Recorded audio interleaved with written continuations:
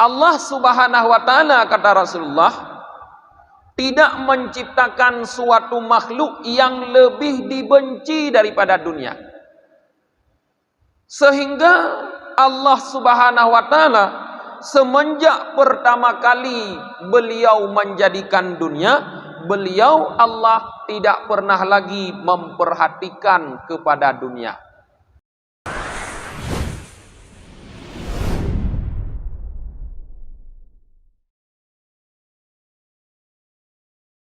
Allahumma allimna ma jahilna wa dzakirna ma nasina wa fahimna ma lam nafham.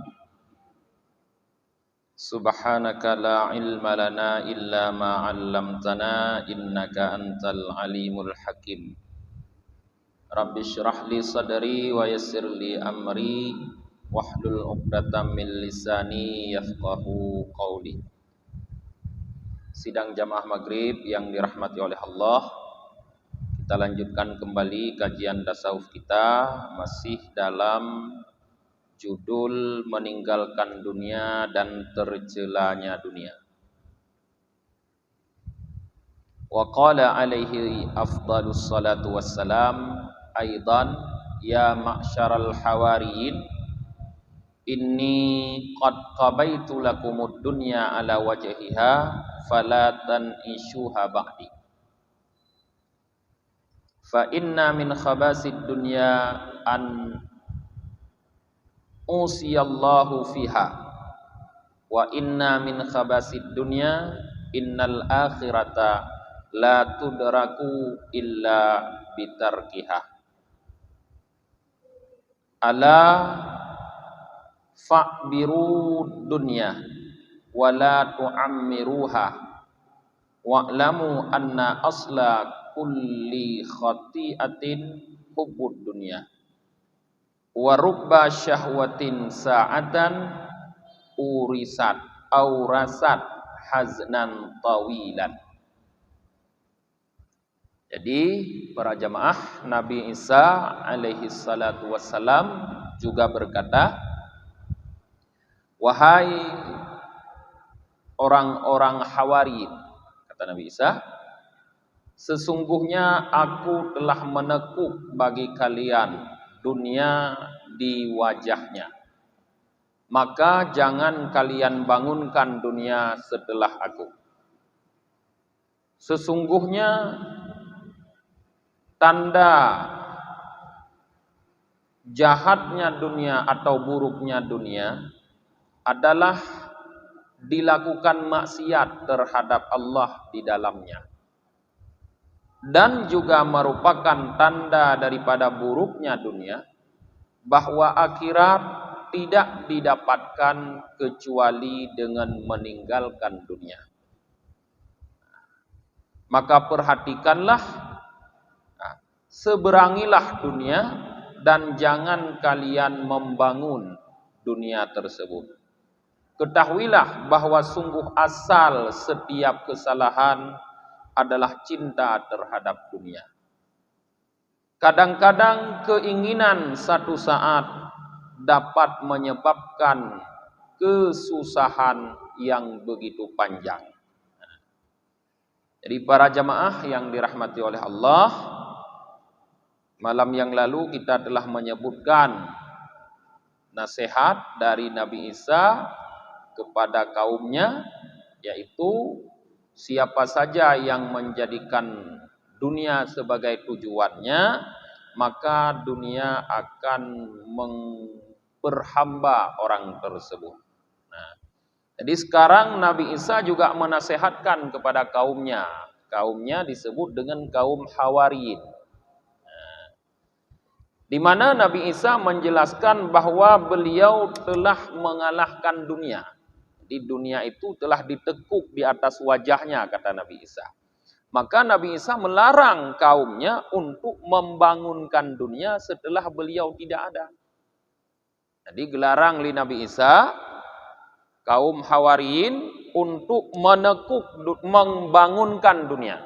Artinya membangun dunia setelah Nabi Isa berusaha menyingkirkan dunia.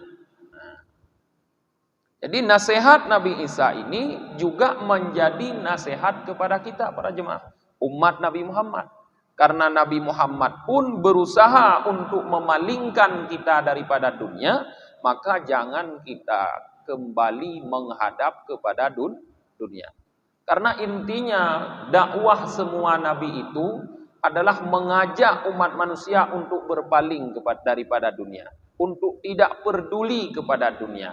Maka jangan membuat kita berusaha untuk menghadap kepada dunia.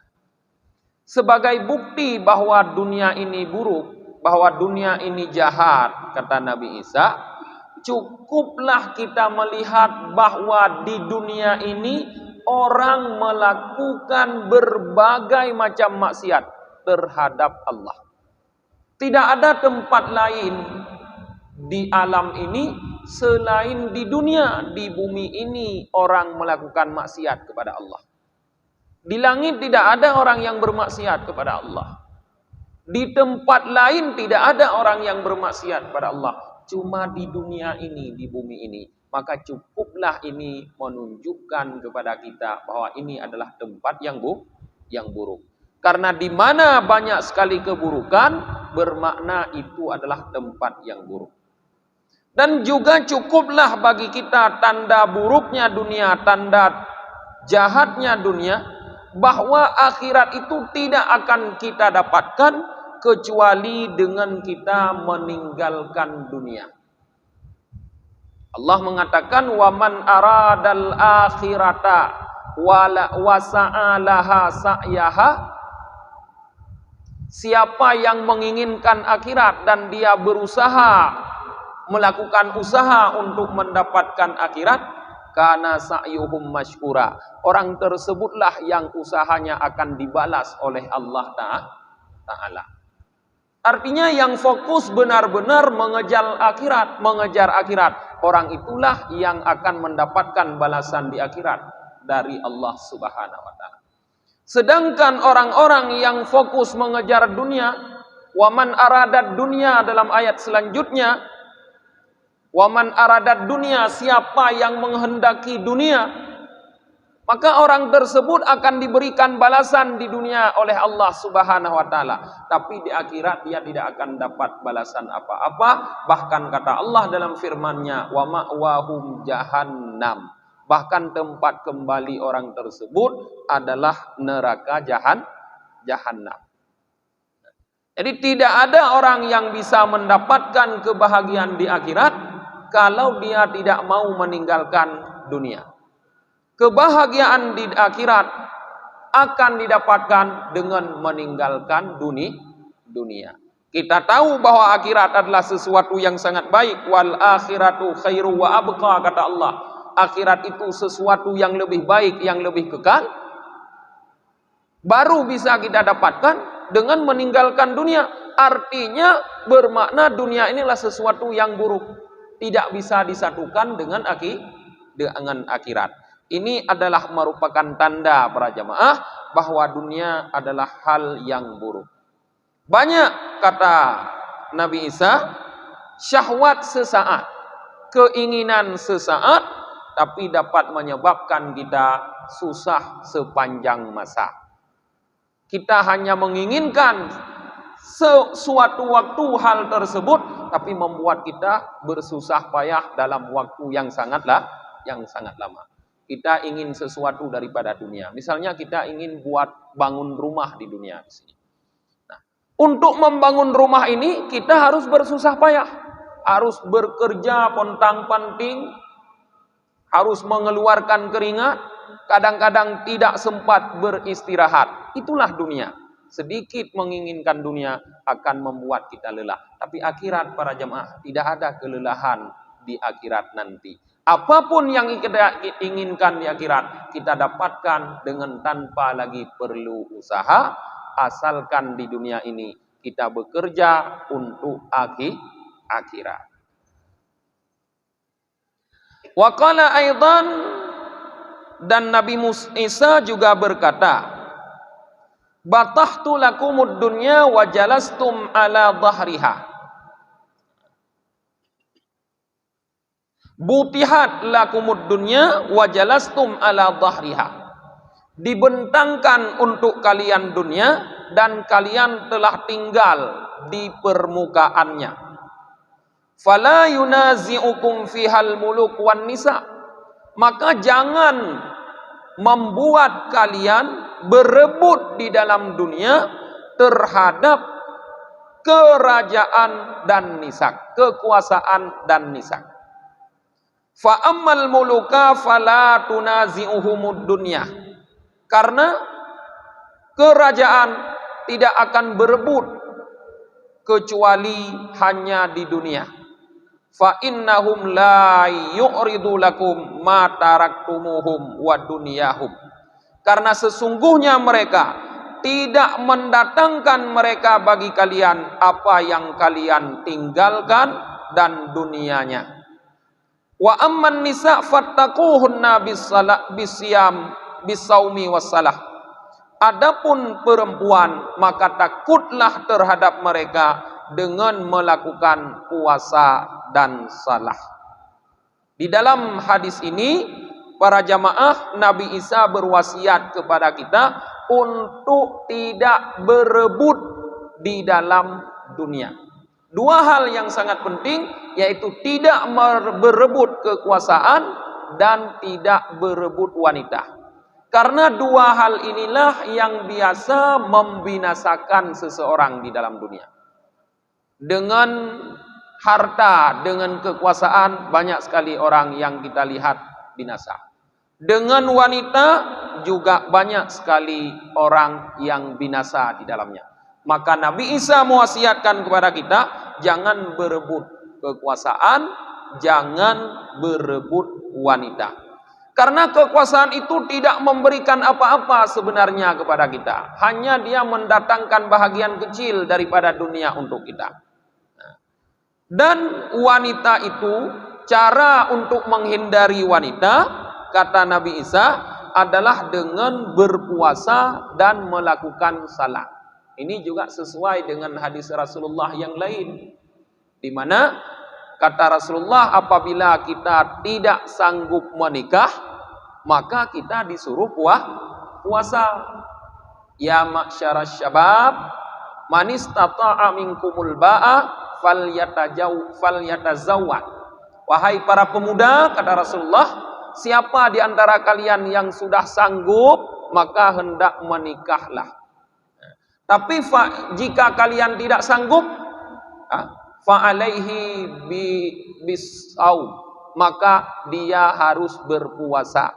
Fa innahu lahu wija, karena puasa itu akan menjadi benteng baginya daripada wanita. Jadi Nabi Isa pun di sini menasehatkan kita untuk sering berpuasa dan istiqamah melakukan salat agar terhindar dari pengaruh wanita. Wa qala aidan ad-dunya talibatun matlubah.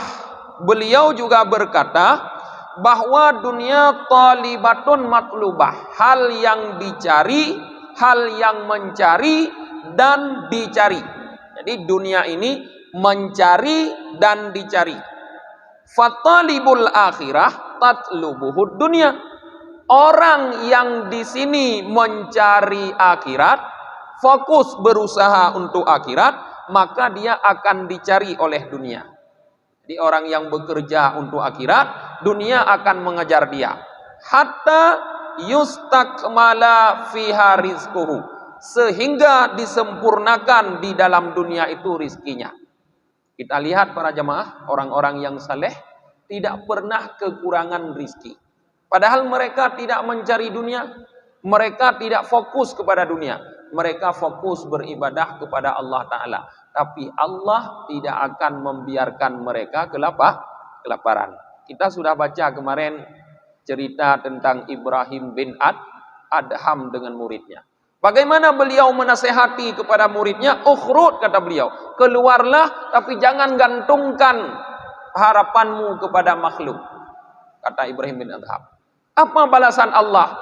Allah wakilkan kepada orang Nasrani untuk memberikan beliau 1000 dinar sekitar 4 miliar lebih sekarang para jemaah. Karena begitu pastinya, begitu yakinnya beliau dengan tanggungan Allah Subhanahu wa taala. Yakinnya seseorang terhadap tanggungan rizki yang diberikan oleh Allah akan membuat seseorang sempurna tawakal kepada Allah Ta'ala. Nah, wa talibud dunya tatlubuhul akhirah. Sedangkan orang yang mencari dunia, artinya orang yang fokus berusaha untuk mengejar dunia, tatlubuhul akhirah, orang tersebut akan dicari oleh akhirat. Sebalik yang tadi kalau orang mencari akhirat dicari oleh dunia, maknanya disempurnakan rizkinya di dalam dunia. Sekarang orang yang mencari dunia, dia sibuk bekerja, sibuk mengumpul-ngumpulkan harta. Alladzi jama'a malahu wa addadah, dalam surah Al-Lumadzah seperti gambaran itu. Orang yang sibuk mengumpulkan harta, asyik menghitung-hitung harta. Orang tersebut tatlubuhul akhirah, akan dikejar oleh akhirat. Apa maksud dikejar akhirat? Hatta yaji'al mautu fa'akhadahu bi'unukihi, sehingga datanglah kematian, maka kematian tersebut akan mencengkramnya di lehernya. Jadi makna dikejar oleh akhirat, dikejar oleh kematian. Orang yang berusaha mencari dunia, pasti dia juga akan mati. Maknanya bukan makna dikejar oleh akhirat dia akan dapat kebahagiaan akhirat, tapi dia dikejar oleh mati yang akan membawa dia ke negeri akhirat. Sangat merugi apabila dia berusaha di dunia untuk mengumpulkan dunia, tiba-tiba datang kematian secara tiba-tiba, secara tergopoh-gopoh, dia tidak punya bekal apa-apa untuk kembali ke akhirat. Sangat merugi dan sangat menakutkan para jemaah. Waqala Abu Musa bin Yasar. Abu Musa bin Yasar berkata, qala Nabi sallallahu alaihi wasallam, Nabi sallallahu alaihi wasallam bersabda, annallaha azza wa jal lam yakhluq khalqan abghadu ilaihi minad dunya wa annahu mundu khalaqaha lam yandur ilaiha. Allah Subhanahu wa taala, kata Rasulullah, tidak menciptakan suatu makhluk yang lebih dibenci daripada dunia. Sehingga Allah Subhanahu wa taala semenjak pertama kali beliau menjadikan dunia, beliau Allah tidak pernah lagi memperhatikan kepada dunia. Maknanya tidak pernah memperhatikan dengan perhatian rahmat, dengan perhatian kasih sayang. Begitulah Allah Ta'ala benci kepada dunia. Jadi tidak mungkin orang akan menjadi dekat dengan Allah, orang akan menjadi kekasih Allah, akan mendapatkan rahmat kepada Allah kalau dia tidak membenci apa yang dibenci oleh Allah. Karena secara fitrah manusia, para jemaah, kita dapat menggambarkan bahwa kalau kita berteman dengan musuh seseorang, pasti orang itu juga akan memusuhi kita. Tamungan dengan musuh urang kita, nyan urangnya akan gemusuhi kita. Jadi bagaimana yang kalau kita berteman dengan musuh Allah, dengan yang dibenci oleh Allah, yaitu dunia. Dalam hadis lain dijelas dengan kata-kata musuh. Ad-dunya aduwullah, kan?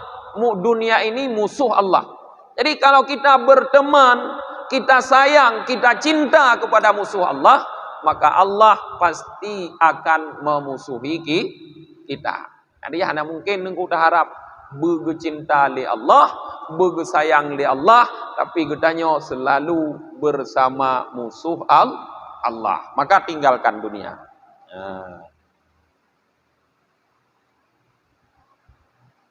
Waruya anna Sulaiman bin Daud alaihi salam marra fi mauqibihi.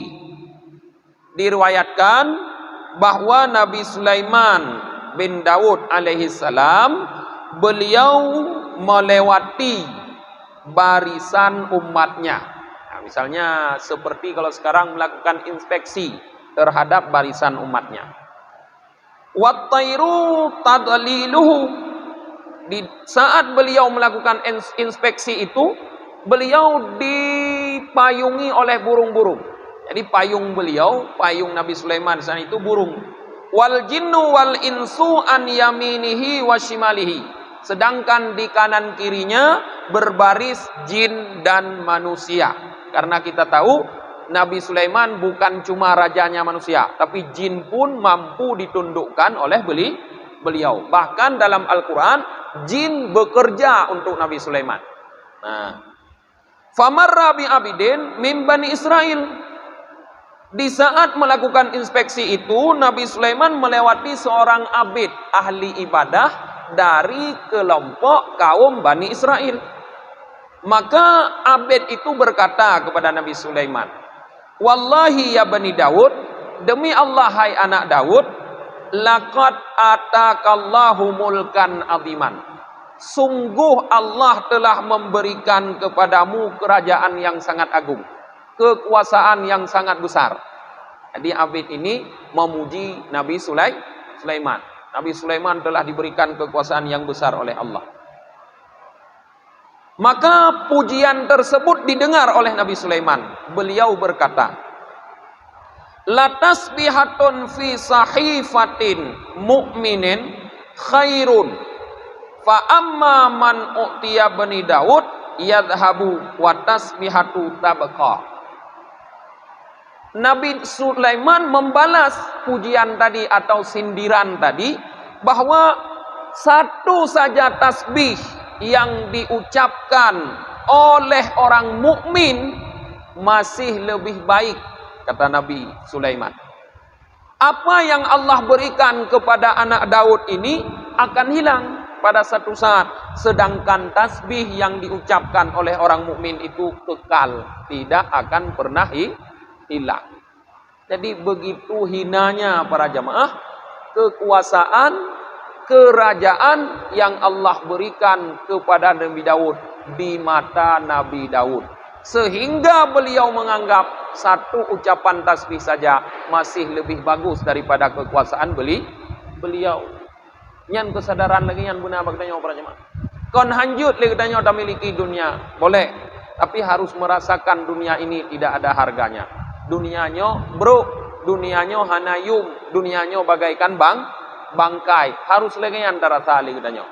Nah, sehingga walaupun katanya memiliki dunia hanya di tangan, tidak kita masukkan ke dalam hati, hanya bak jaro dudunya, anak tak tamang lah mati. Sesuatu yang hanya di tangan tidak ada dalam hati, itu tidak akan mempengaruhi hubungan kita dengan Allah. Karena yang Allah lihat hati, bukan tangan. Allah hanya gekalan bajarau, gekalan bahati. Innallaha la yanzuru ila suwarikum walaki yanzuru ila qulubikum. Allah tidak perhatikan kepada bentuk kalian, tapi Allah perhatikan kepada hati kalian. Yang lam hati gekalan ni Allah. Nadonya lam hati kuhana. Monya mampu tak kosongkan dunia dalam hati, silahkan dengan tangan Anda memiliki apapun dalam dunia. Tidak dilarang. Mentah bukti legetanyo hana dunia dalam hati, buktinya yaitu di saat dunia itu hilang pada kita, kita tidak gelisah. Kita tidak bersedih. Lagi urung parkir. Urung parkir motor, tetruh motor cukup le merutuh motor kena bagaunya. Di tangannya banyak sekali mobil. Artinya dalam kekuasaannya mobil itu mobil yang diparkir. Tapi tidak masuk dalam hatinya, dengan bukti di saat mobil itu diambil satu persatu sehingga kosong, tidak ada lagi mobil di tempat dia tidak susah, tidak bersedih hati. Nyan lagi nyan prinsip katanya dengan dunia. Anak pupu le dunia, tapi bek putamong lam hati para jemaah.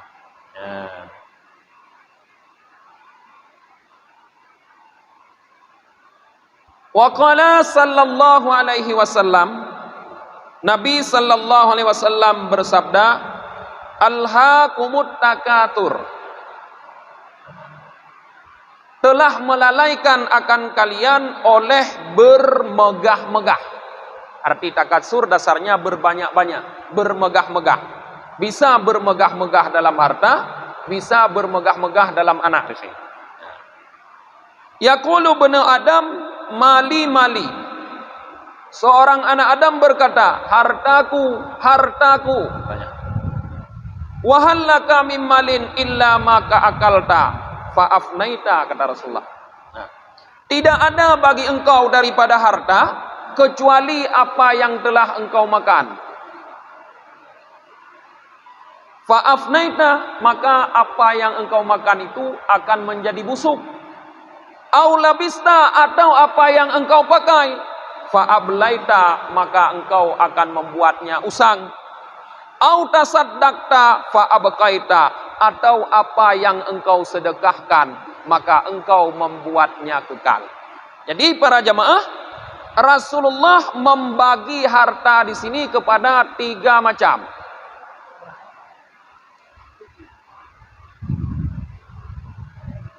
Yang pertama atra yang dapat jauh kepada Rasulullah. Nyan pu yang dapat jauh, yang kenyan harta ada. Tapi ujung ji, bro. Oh yang dapat jauh ujung ji bro. Nekalan ujung atra yang dapat jauh, hoi plung. Lam WC, kan?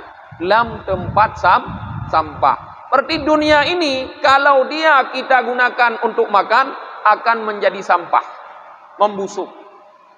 Kalau dunia ini harta kita gunakan untuk kita pakai, akhirnya jadi usang juga bro, menjadi usang.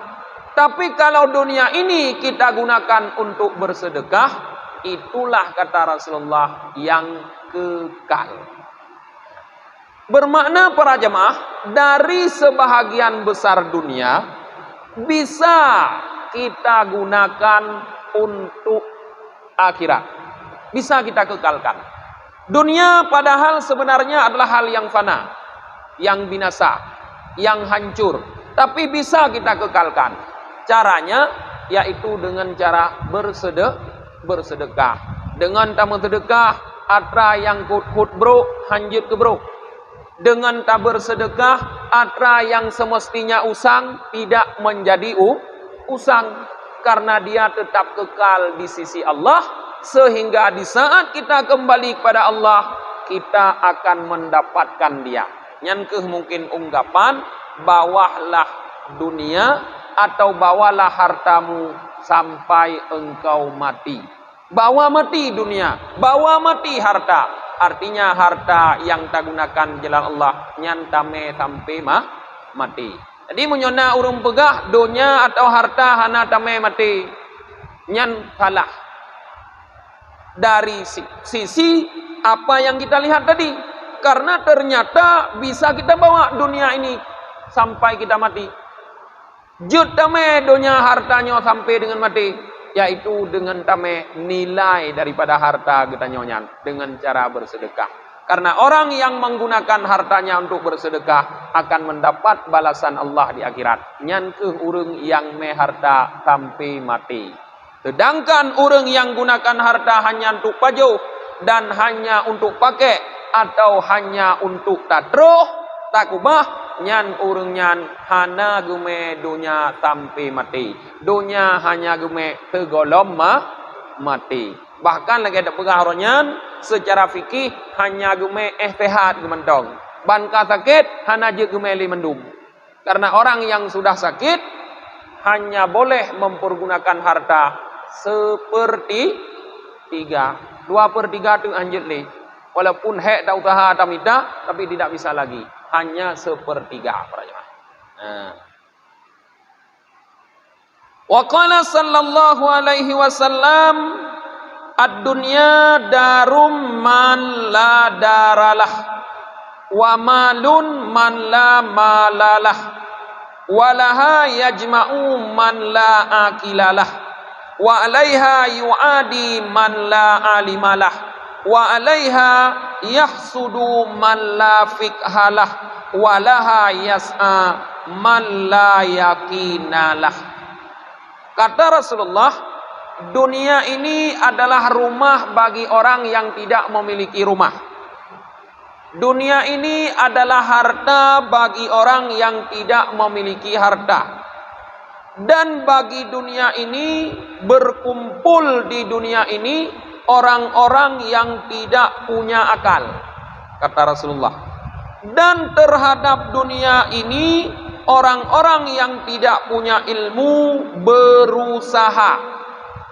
Dan terhadap dunia ini, orang-orang yang tidak punya kecerdasan memiliki rasa dengki. Walaha yas'a man la yakinalah, dan berusaha untuk dunia orang yang tidak punya keyakinan baginya. Jadi kata Rasulullah, yang pertama, dunia rumah urang hana rumah.